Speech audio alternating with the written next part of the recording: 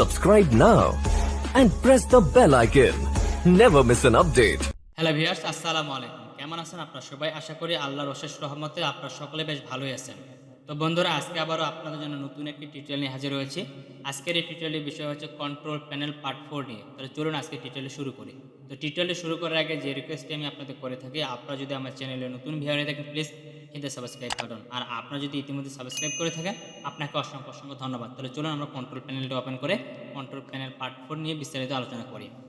তো বন্ধুরা, প্রথমে আমাদের কন্ট্রোল প্যানেলটা ওপেন করতে হবে। তো আমি সরাসরি আমার সার্চ অপশনে গেলাম। সার্চ অপশনে যাওয়ার পরে এখানে আমি শুধু কন্ট্রোল টাইপ করলাম, সবার উপরে কন্ট্রোল প্যানেলে চলে আসে, এখানে ক্লিক করলাম। আমার কন্ট্রোল প্যানেলটা কিন্তু ওপেন হয়ে গেছে।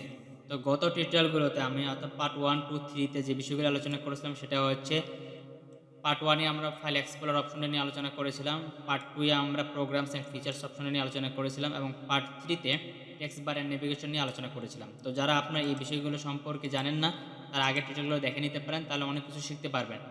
আর আজকে আমরা আলোচনা করব কম্পিউটার কন্ট্রোল প্যানেলের একটি গুরুত্বপূর্ণ অপশনের কাজ, সেটি হচ্ছে ডেট অ্যান্ড টাইম।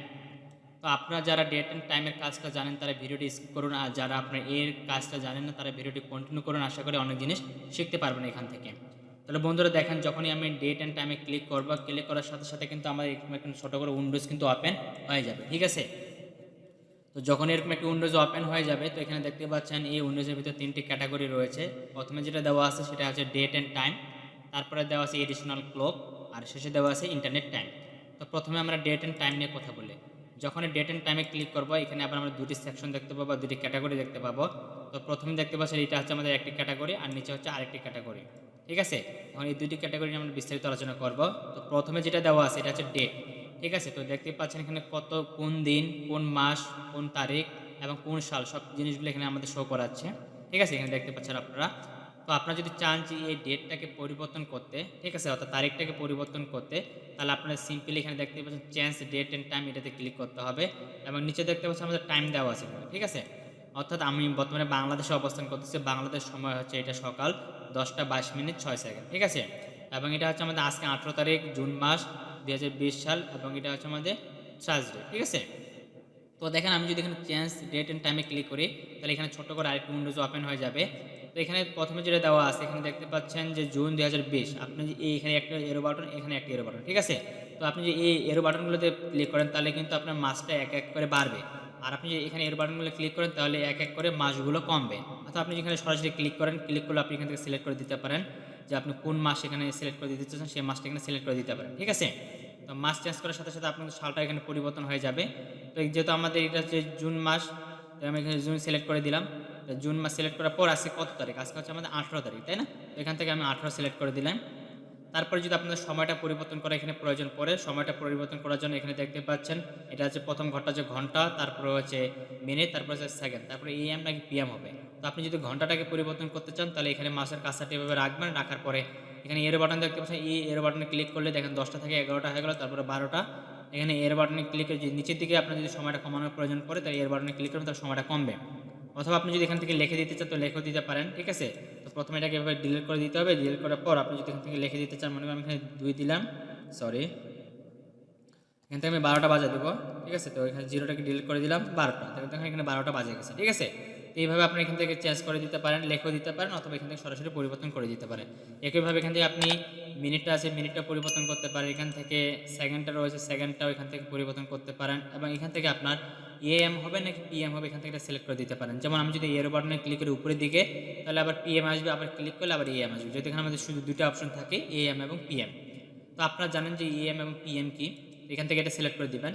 যদি সব কিছু আপনি এখানে ঠিক হয়ে যায় তারপর এখানে ওকে বাটন দেখতে পাচ্ছেন, ওকে বাটনে ক্লিক করবেন। তো আমি এখানে কোনো কিছু পরিবর্তন করতেছি না, কারণ আমার এখানে যে সেটিংটা রয়েছে সেটা সম্পূর্ণটাই ঠিক রয়েছে, সেজন্য আমি এখান থেকে এটা ক্যান্সেল করে দিলাম, ঠিক আছে। আর আপনি যদি ক্যালেন্ডারকে পরিবর্তন করতে চান এখানে দেখতে পাচ্ছেন চেঞ্জ ক্যালেন্ডার সেটিং, এখানে যদি ক্লিক করে, এখানে ক্লিক করলে আবার এখানে ছোটো করে একটি উইন্ডোজ ওপেন হবে, ঠিক আছে। অর্থাৎ এখানে আপনি কাস্টমাইজ করে নিতে পারেন। যেমন আমি যদি এখান থেকে আপনাদের বিষয়টা দেখাই, যে প্রথমে আমাদের এখানে কী রয়েছে, ফরম্যাটের ভিতরে দেখতে পাচ্ছেন এখানে আমাদের যে শর্ট ডেট, অর্থাৎ মাস, তারপর হচ্ছে ডেট, তারপর হচ্ছে ইয়ার। যদি আপনি এভাবে রাখতে চান তাহলে এটাকে এভাবে দিবেন।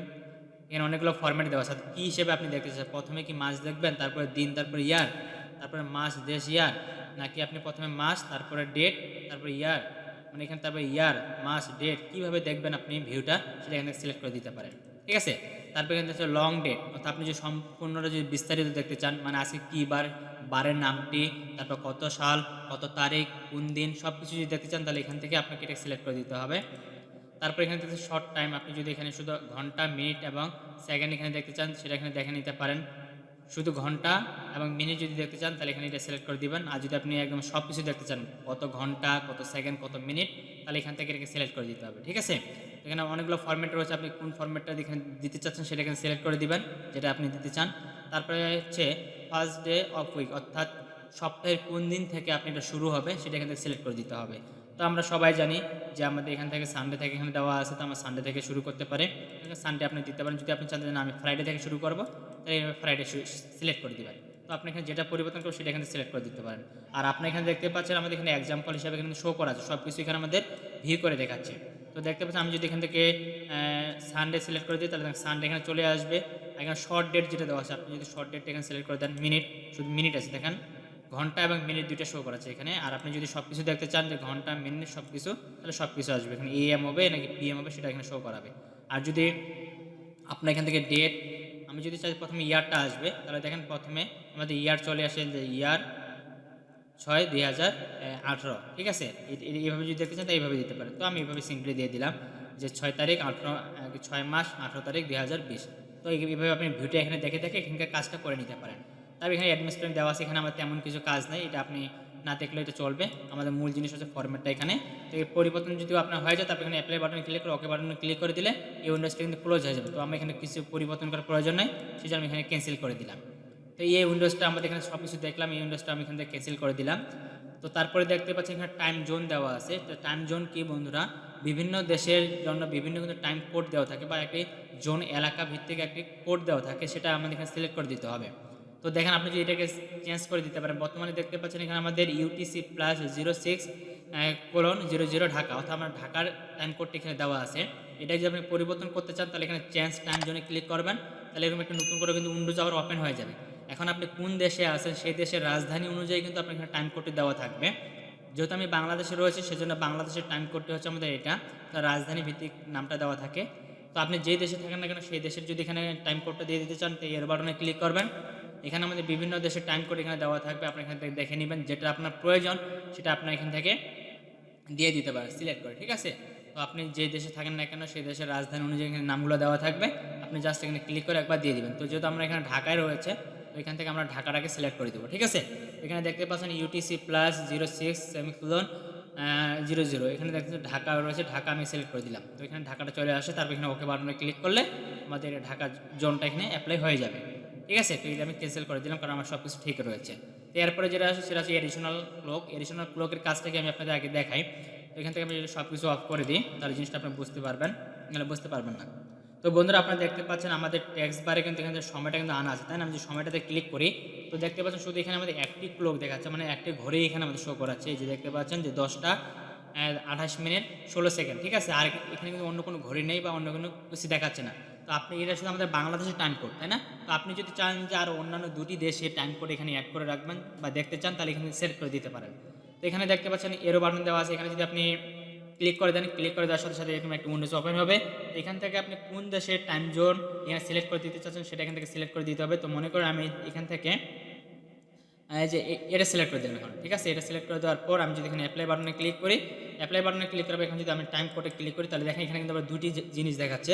উপরে আমাদের বাংলাদেশের সময়টা দেখাচ্ছে, আর এখানে আমাদের নিচে যে দেশের নিচের যে দেশের কান্ট্রিটা এখানে সিলেক্ট করে দিলাম, যেখানে প্রেতের যে কান্ট্রিটা সিলেক্ট করে দিলাম আমরা, সেটা কিন্তু এখানে শো করা যায়। ঠিক আছে, তো দেখতে পাচ্ছেন এটা এখানে শো করাচ্ছে, মানে এখানে একটা টাইম ক্লক সেট হয়ে গেছে।